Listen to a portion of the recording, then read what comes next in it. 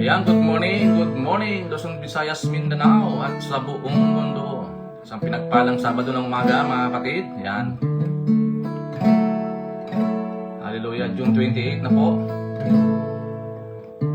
Good morning na sa Batsas, Sister Angie, Sister Alicia, good morning. Magandang umaga sa mga maagang nagising. Ayan. Keep on tagging po, mga kapatid, keep on sharing. Sa ating pong mga kakilala, kapatid, yan, Brother Nilito, good morning po. Sister Mau, Sister Donna. Hallelujah. Sister Ana, good morning.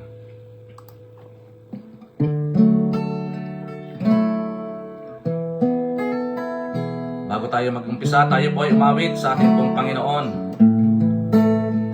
Sabi po sa kanyang salita, sabi po sa Colossians chapter 3 verse 23 to 24, sabi niya dito, ano man ang inyong ginagawa, gawin ninyo ng buong puso na parang sa Panginoon kayo naglilingkod at hindi sa mga tao, sapagkat si Kristo ang Panginoong pinaglilingkuran ninyo at alalahanin ninyo ang pagkakalooban kayo ng Panginoon ng gantimpalang inilaan niya para sa iyo. Yan. Hallelujah. Lord, we praise you, God. We glorify your name, Lord. Ikaw po ang aming papupurihan, sasalamatan sa umagang ito, Panginoon, Lord.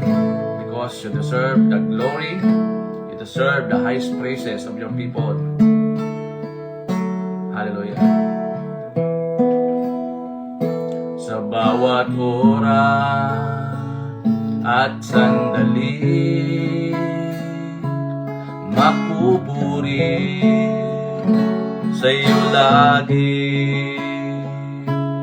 pagsambay, mananatili, sa iyo ang luwalhati. Bawat oras at sandali, susunod sa iyo lagi. Salita mo mananatili, sa buhay ko'y maghahari. Ako'y maglilingkod sa iyo, Panginoon. Susundin ang kalooban mo sa habang panahon. Iaalay aking buhay sa iyo, Panginoon, upang ang bawat sandali ay maging gintong panahon. Lord, sa bawat oras at sandali, sa bawat oras at sandali, susunod sa iyo lagi. Salita mo mananatili, sa buhay ko'y maghahari. Ako'y maglilingkod sa iyo, Panginoon. Susundin ang kalooban mo sa habang panahon. Iaalay aking buhay sa iyo, Panginoon, upang ang bawat sandali ay maging gintong panahon. Ako'y maglilingkod sa iyo, Panginoon. Susundin ang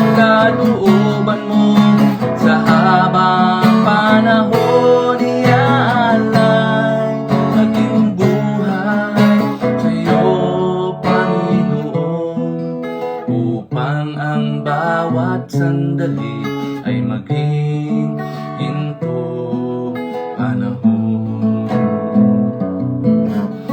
Upang ang bawat sandali ay maging ginto panahon. Upang ang bawat sandali ay maging ginto panahon. Yes, Lord. Upang ang bawat sandali ay maging gintong panahon. Kaya naman, Panginoon Diyos, anuman ang aming ginagawa, gawin namin ito ng buong puso na paglilingkod po sa inyo, Panginoon. Hindi sa tao, kundi sa iyo, Panginoon, Lord. Salamat po sa umagang ito.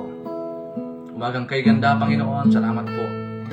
Sa oras po nito, amin pong pinagkakatiwala. Sa iyo magpalang kamay, Lord, ang aming gawain, ang daily vibrant word, Lord God, sa umagang ito.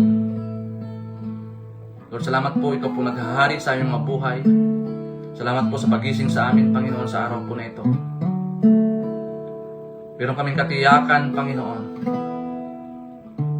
Sa iyong presensya naroon ng kapayapaan. In your presence, there is always a fullness of joy. Lord, sa umagang ito, marami pong salamat. Pangunahan niyo po kami. Pagharian niyo po kami, Panginoon, sa araw po na ito. Kaya mo, Lord, ang iyong mga salita lamang ang siyang mamumutawi sa aking mga labi. At Lord, dalangin ko, gamitin niyo po itong platform na ito para maabot po yung mga kaluluwa. At sila naman po ay makapakinig at mapagpala, Lord, sa araw po na ito. Purihin po kayo, Panginoon. Yan, nakila po namin kayo sa pangalan ng Jesus. Amen and amen. Yan, good morning na. Purihin ng Diyos, mga kapatid. Napaganda po ng ating inawit. Gintong panahon po yung pamagat po ng ating kinanta.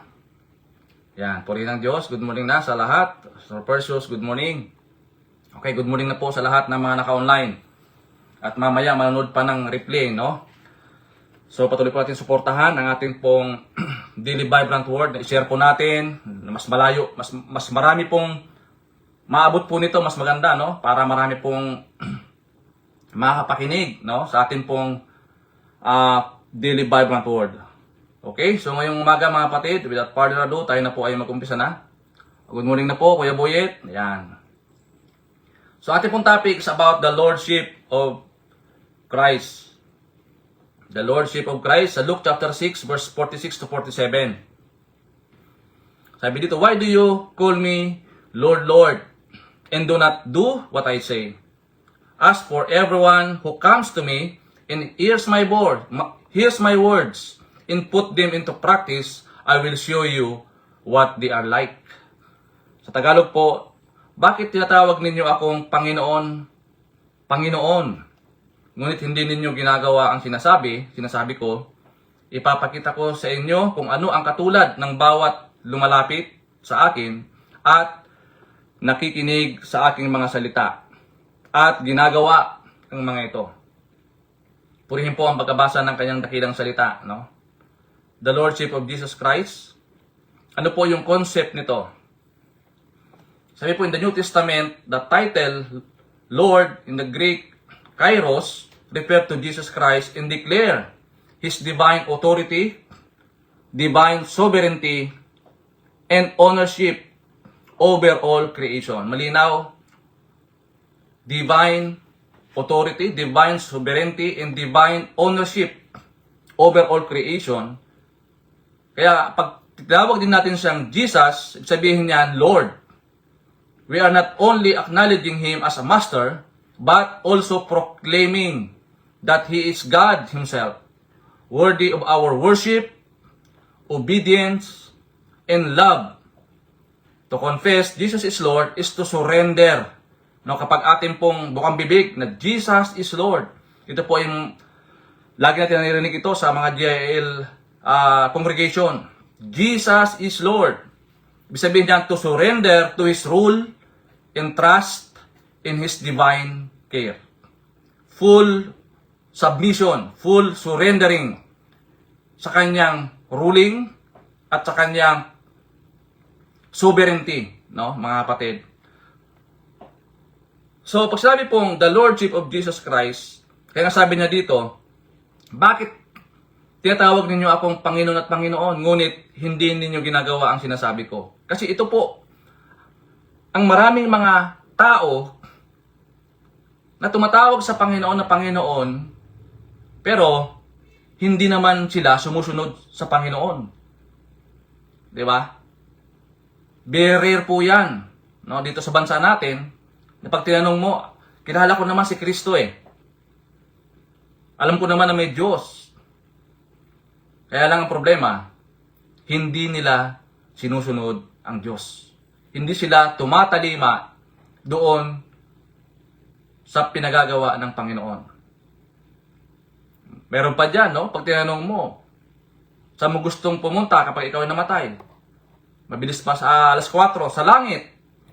Pero ayaw naman nilang i-acknowledge o tanggapin ang ating Panginoong Hesus sa kanilang mga buhay. Ini-ignore nila ang Panginoong Hesus, pero bukang bibig nila. Oo. Gusto kong makapunta sa langit. Ayaw ko sa impyerno. Pero ayaw naman nila sundin, tanggapin ang ating pong Panginoong Hesus. Iyon po ang maraming mga tao sa ngayon, mga kapatid.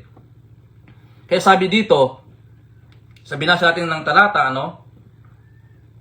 meron pong kaakibat, na pangako ang ating pong Panginoon doon sa mga taong sumusunod, tumatalima, lumalapit, at nakikinig sa ating pong Panginoong Hesus.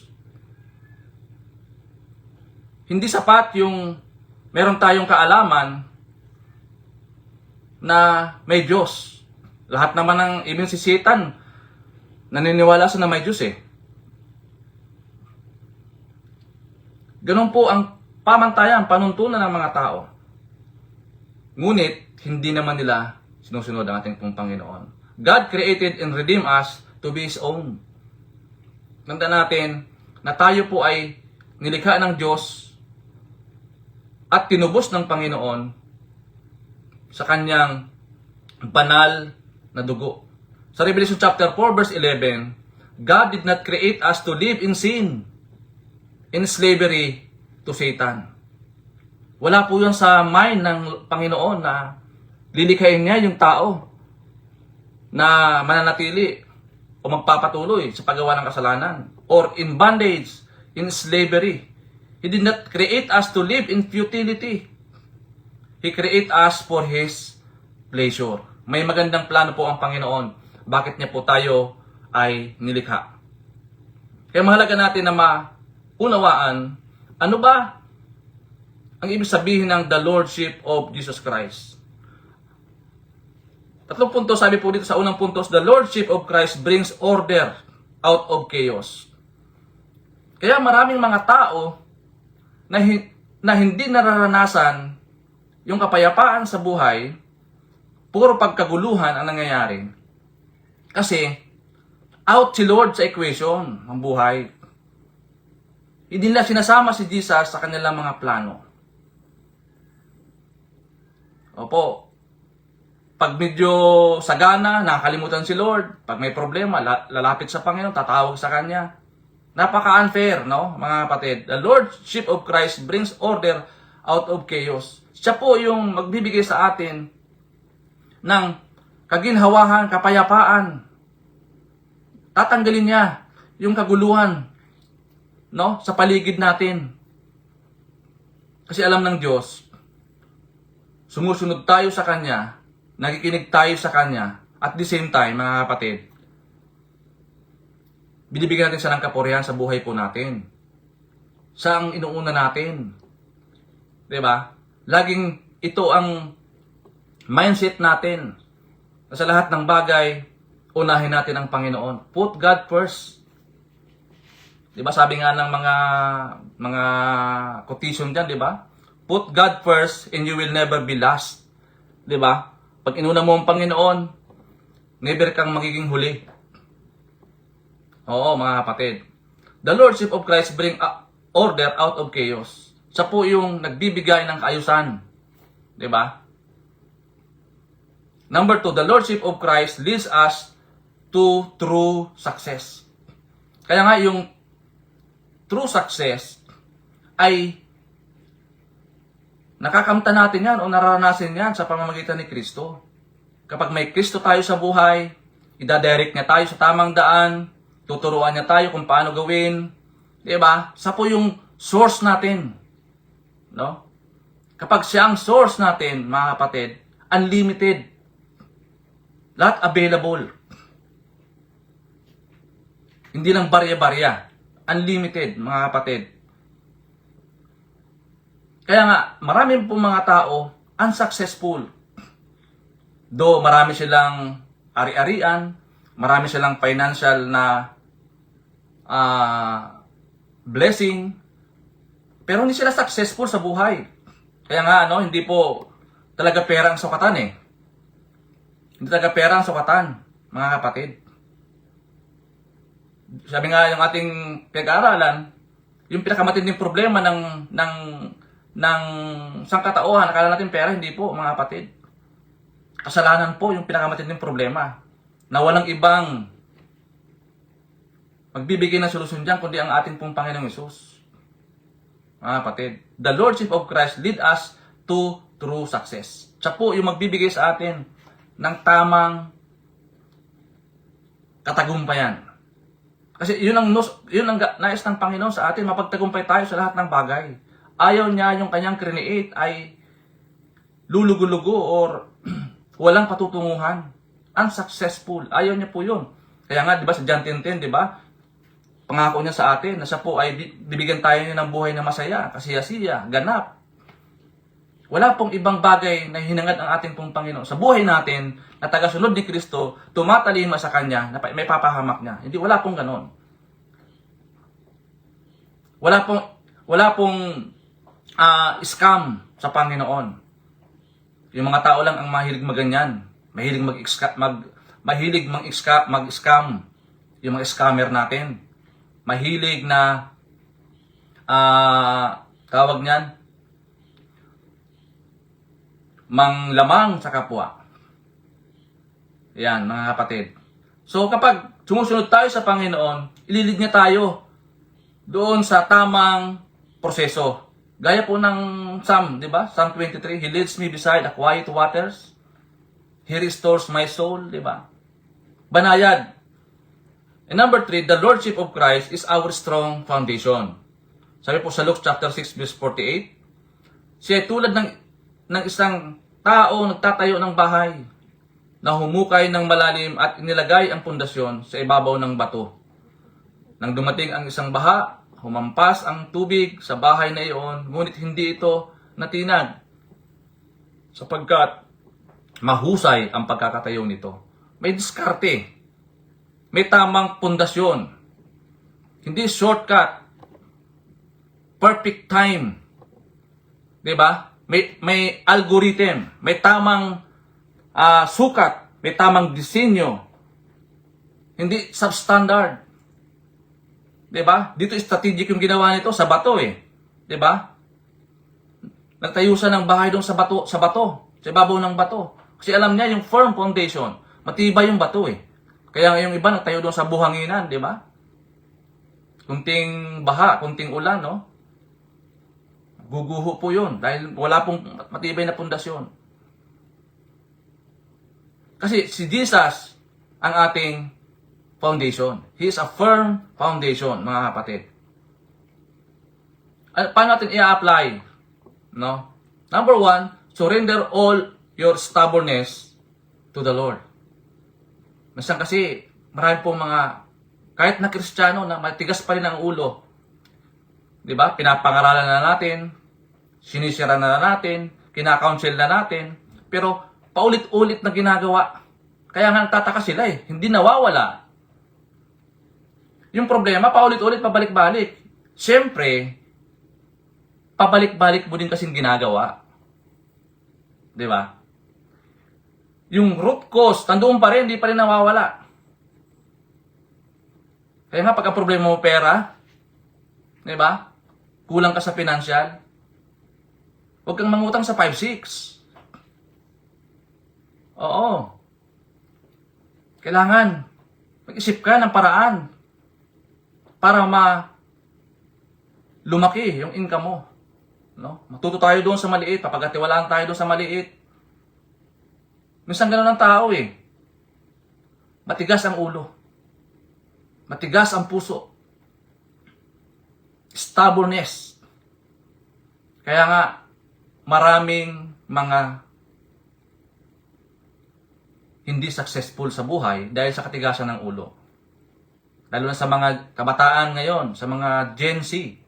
Minsan ayaw na pagsabihan, no? Ayaw ng pangaralan. Kala nila, alam nila lahat ng bagay. Diba, mga kapatid? Dahil sa katigasan ng ulo. Diba, ganun din po yung mga Israelita. Dahil sa kanilang katigasan ng ulo, doon sa wilderness, ano nangyari? Kinain ng lupa, namatay. Kasi po, ang tao na may katigasan ng ulo, ay talagang mayroong paglalagyan yan. Okay? Kaya ang gagawin natin, surrender all our stubbornness to the Lordship of Jesus. Okay? Number 2, shape your life under the Lordship of Christ. Alam naman natin na sa simula't simula pa lang, alam na ng Diyos yung ating buhay. Wala nga tayong may tatago sa Panginoon eh. Diba? Everything is laid bare. Sabi nga ng Bible. Ni katiting, wala tayong may tatago sa Panginoon.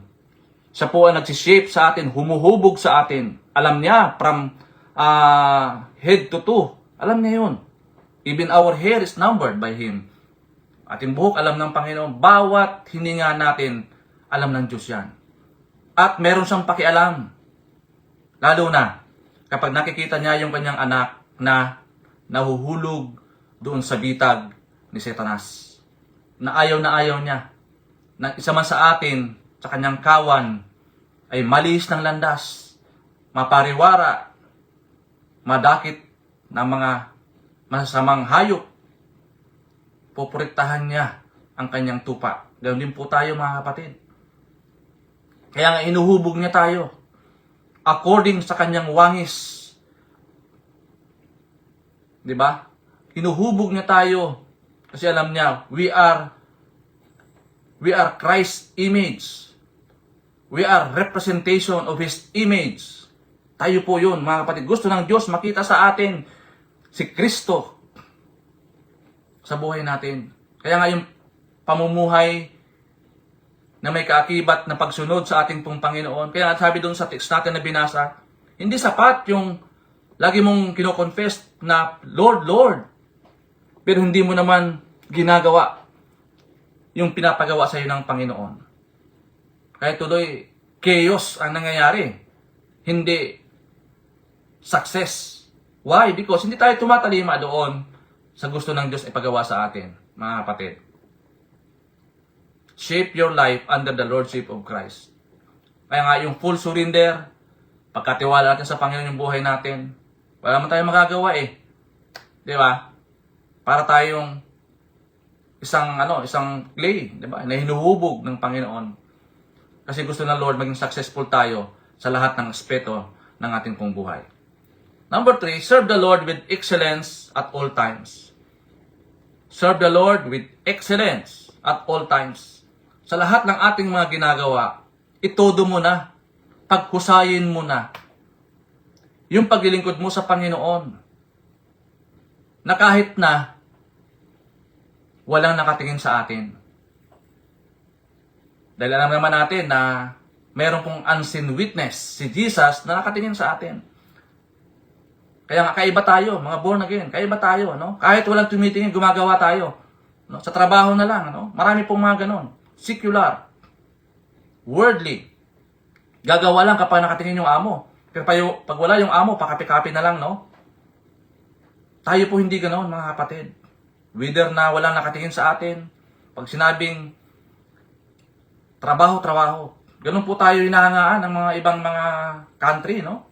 Ibang mga lahi. Ang Pilipino, diyan tayo pinagmamalaki ng mga ibang lahi, yung pagiging tapat natin sa pagtatrabaho. Na kahit wala nakatingin yan, no? Hindi tayo doon nakatuon lamang sa sasabihin ng tao sa iyo. Kasi si Lord naman ang pupromote sa atin eh. Si Lord naman ang nagbibigay ng reward sa atin, mga kapatid. Serve the Lord with excellence at all times. Diba? Sumunod ka na nga lang sa Panginoon. Sumunod ka na ng buong buo. Sumunod ka na ng 100%. Mga kapatid. May kasabihin nga dyan eh, napasubo ka na eh. Diba? Ito, kapag sumunod ka sa Panginoon, sabi po ng Colossians chapter 3, verse 23-24, diba? Ano man ang inyong ginagawa, gawin ninyo ng buong puso na parang ginagawa mo sa Panginoon. Kayo naglilingkod sa Diyos at hindi sa tao. Sapagkat, ito pa nga ako, no? Si Kristo ang Panginoon, pinaglilingkuran ninyo. At alalahanin ninyo, pagkakalooban kayo ng Panginoon ng gantimpalang inilaan para sa inyo. Diba, mga kapatid? Ito yung bagay na may kaakibat na gantimpala, na pangako, no? Mga kapatid. Kung sa trabaho, minsan, promote ka dahil sa magandang performance mo. Pero sa Panginoon, mayroon pong eternity. May gantimpala po na nakalaan para sa atin. Sa patuloy natin pagsunod, pagtalima sa ating pong Panginoon Jesus. Hindi yan nawawalan ng kabuluhan, mga kapatid. Diba? Lahat ng ginagawa natin, hindi po yan nawawalan ng kabuluhan. Okay, as a question to consider, sabi, what does it mean for you personally to say Jesus is Lord in your life today? Pagbubulay-bulayin natin po ito, mga kapatid, no? Ano ang ibig mong sabihin na si Jesus ay Panginoon mo sa iyong buhay ngayon? Kailangan mo unawaan mo, mga kapatid, na kapag sinabi mong Panginoon, Panginoon, inulit pa niya, hindi lang isa, Panginoon, Panginoon, kailangan sumusunod tayo doon sa pinapagawa ng ating pong Panginoon. Diba? Hindi sapat po yung alam mo na may Diyos. Mas maganda, alam mo na may Diyos at sumusunod ka. Diba? Nakikinig ka sa mga salita ng ating pong Panginoon. Iyon po yung pinaka-the best, mga kapatid. Gaya po ng text na binasa natin ng isang tao na nagtayo doon sa ibabaw ng batuhan. Yung firm foundation. Diba, mga kapatid? Ganun po tayo. No? Kapag sinabi natin, Lord, Lord, kailangan handa tayong sumunod sa Panginoon. Ano man ang papagawa sa atin ng Panginoon, handa tayo dapat sumunod sa Kanya. Diba? Mga kapatid. Yan po ang tatak na may Kristo sa puso. Hindi lang enough na alam mo na may Diyos, pero alam mo na may Diyos at sumusunod ka, tumatalima ka doon sa panawagan ng Panginoon na gawin natin. Di ba, mga kapatid? Tayo po yun inatasan ng Diyos na humayo, di ba? Alagaan yung kanyang tupa. Di ba, mga kapatid? At naroon naman yung pangako. Ayan. Magandang umaga na sa ating 21 viewers. Salamat po sa bawat isa. Ayan. Sister Vicky, good morning. Sister Bena.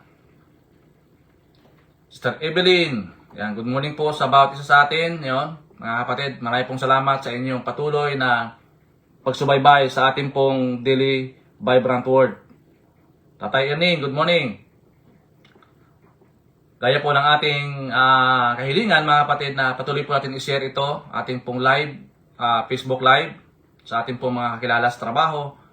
Gawin natin na kahit saan naman tayo naroroon, sa trabaho man, gawin natin na tayo po ay maging ehemplo ng Panginoon na makarating sa kanila yung mabubuting balita, mga kapatid. Saan ka man naroroon ngayon, sa trabaho man, kung ikaw man ay politician or ikaw man ay OFW, sa lahat ng aspeto ng buhay natin. Okay, ikaw may nasa barko, di ba? Gawin natin yung pinagawa sa atin ng Panginoon. Amen po, mga kapatid, marami pong salamat sa bawat isa sa atin. Lord, salamat po muli sa umagang ito, Panginoon. Truly na ikaw po ang naghari, ikaw po ang sumama sa amin. Salamat po, Lord, sa kapahayagan ng salita sa umagang ito. Remind us, Lord, that the true peace comes when I live under your loving lordship. No? Help me to obey, no, na hindi kami magdalawang isip, Panginoon. But from my heart full of love and awe, may every area of my life reflect that Jesus is Lord sa aming pong mga buhay. You are Lord and Savior, Master in our life forever. Salamat po, Ama, sa oras na ito. Dadalayan ko din po, mga Panginoon, sa aming pong mga kapatid na dumadanas ng mga persecution, anxieties, depression sa umagang ito, Lord. Touch their life, Lord. Ipadalin niyo po, Panginoon, Lord God, ang iyong magpalang kamay, that the peace of God that surpasses all understanding, that will guard His heart in Jesus' name. Ganun po sa akin po mga kapatid na may mga karamdaman ngayong umaga, Lord. Ipadali mo po ang iyong magpalang kamay sa kanila. Ipadali yung kagalingan na nagmumula sa iyo, Lord. Sa iyong dugo ng Panginoong Hesus na nabayubay sa krus ng Kalbaryo. Kami po yung nagsigaling. Salamat po sa assurance, Panginoon Diyos, sa araw po na ito. Even, Lord, kami po yung naghigalak sa aking po mga kapatid, nagdidiwang ng kanilang mga anniversaries, mga birthdays, Lord. Kami po yung naghigalak sa kanilang mga pagdiriwang na ito, Diyos. Lord, dalayan ko po sa araw po na ito, maging fruitful, mabunga po kami sa lahat namin gagawin, Panginoon. Samahan kami, O Diyos. I-direct kami, Panginoon. Sa lahat, Lord, bantayan kami, O Lord. At anumang plano at gawa ng kaaway, amin pong kinakalagan, hinahadlangan sa araw po na ito. Wala po siyang karapatan sa mga anak ng Diyos. Ama, marami pong salamat sa araw po na ito. Sa iyo lamang lahat ng papuri, pagluwalhati sa Panginoon Jesus. Amen and amen. Salamat po mga kapatid. God bless. God bless po. And to God be all the glory.